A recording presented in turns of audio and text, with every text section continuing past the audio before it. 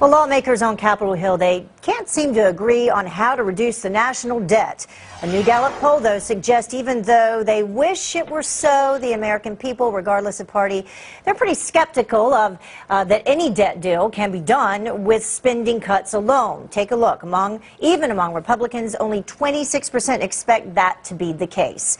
Here now, Ryan Clayton, Democratic campaign consultant, and David Avella, president of GOPAC, the GOP Political Action Committee. Thank you so much for joining us, both of you. Thanks for having us. So, Ryan, I'll begin with you. I listened to the president's speech on Friday. He actually said that this is not a case of salesmanship, that the American people are already sold. So is the problem on Capitol Hill just a case of putting politics first for both parties? Well, politicians in general, including President Barack Obama, need to wake up to the fact that the American people are not accepting the solutions that they're offering and the false alternative between cutting more and cutting less. You know, in congressional districts around the country today, tens of thousands of Americans are getting together in over 1,600 homes to talk about how they would rebuild the American middle class through rebuildthedream.com. And in that conversation, they're talking about jobs, not cuts, not default, not debt, not taxes. And it would be great if the politicians in Washington would follow their lead and start talking about jobs and start focusing on creating jobs as well. So, David, one thing that this poll does not make clear is exactly what types of tax cuts that people may be in favor of. So my question to you would be, are all tax cuts created equal? Well, we need tax cuts that are going to help stimulate the economy and grow the economy so that entrepreneurs and small business owners are willing to go out and try to create jobs.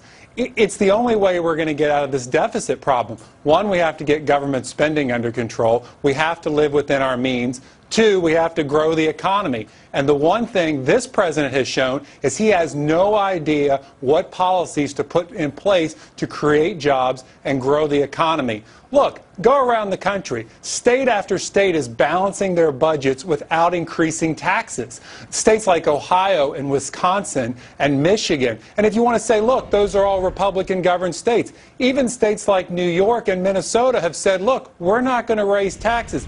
Democrat governors said, let's not raise taxes, let's pull in government spending, and that's how they've balanced their budget. It's a model for the federal government to look at. But what about this poll, though, David? It appears that Americans are willing to adjust some, to be a little bit more flexible than the Republicans who are, in fact, in Washington.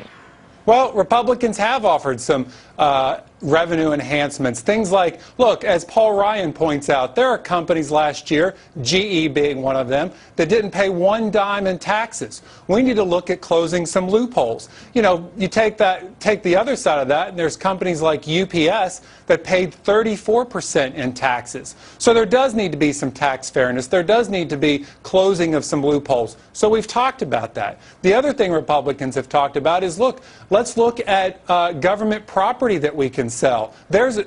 Senator Kyle has established $150 billion that we could sell and create more revenue for the government. It doesn't all have to be taxes on the millionaires.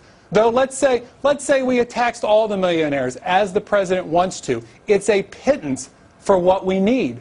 Even if we got rid of the Bush tax cuts, that's $700 billion in a budget that the president over the next 10 years is going to add $10 trillion to the budget deficit.